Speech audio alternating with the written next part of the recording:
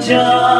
mau lâu yên ta ấy ba dưới sâu sáng mà lan lem như cá cha đang nghiêm sông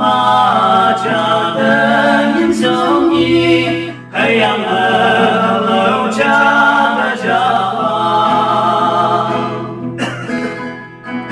cao quang ba năm đợt thang hiếm thao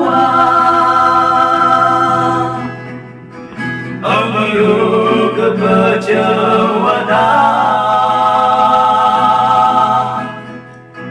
hạt phơi hàng trên trắng thắm hoa như cha thơm mặn mong mai đâu làm ông em sông thân bao ấy nghiêm sông đi đơn đi bao ấy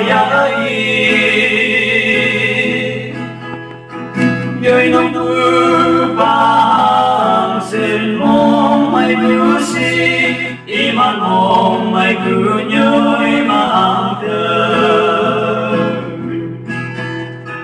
cao quang bằng nước thao hiến nhau ông yêu cứ cơ chờ và đá hát phơi ام trên trắng thắm hoa như cha thơm mặn mong mai đâu là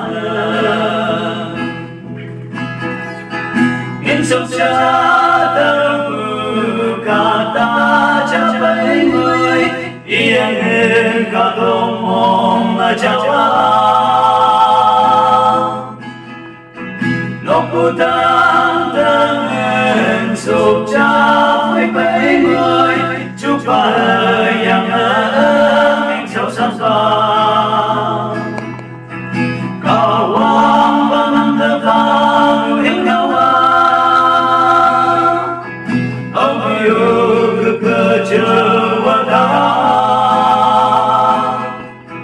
ở đâu phải ăn trên trắng thắm hoa như cha thơm mặn mong mai đâu làm